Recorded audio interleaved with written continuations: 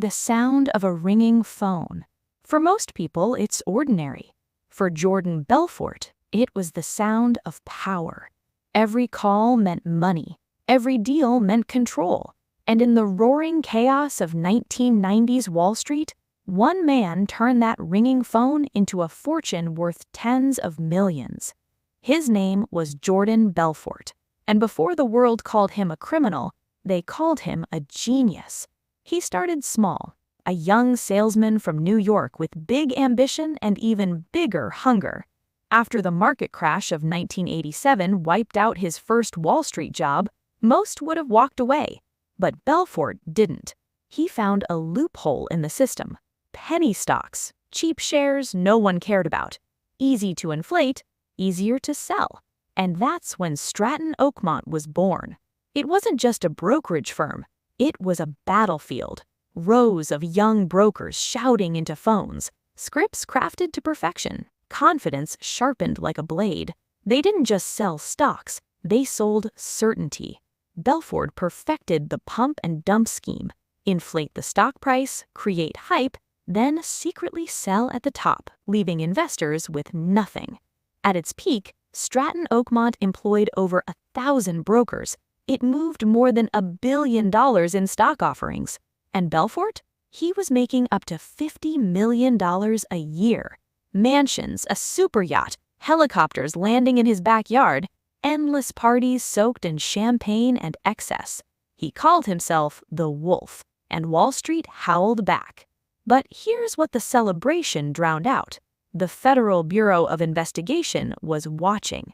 Behind the scenes, agents tracked suspicious trades, offshore transfers, Swiss bank accounts, patterns that didn't add up.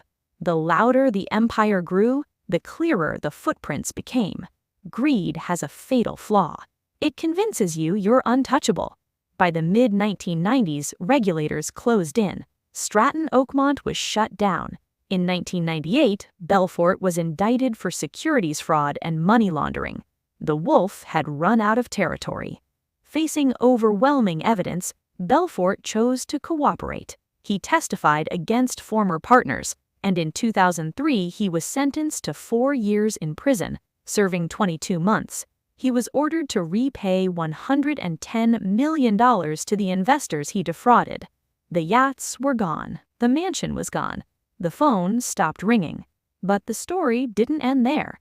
From a prison cell, Belfort began to write. His memoir, The Wolf of Wall Street, would later be transformed into a blockbuster film directed by Martin Scorsese and starring Leonardo DiCaprio.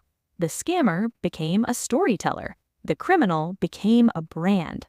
The Wolf returned, this time as a motivational speaker teaching sales and persuasion. Some call it redemption, others call it reinvention, because the question still lingers. Did Jordan Belfort change, or did he simply learn to sell himself?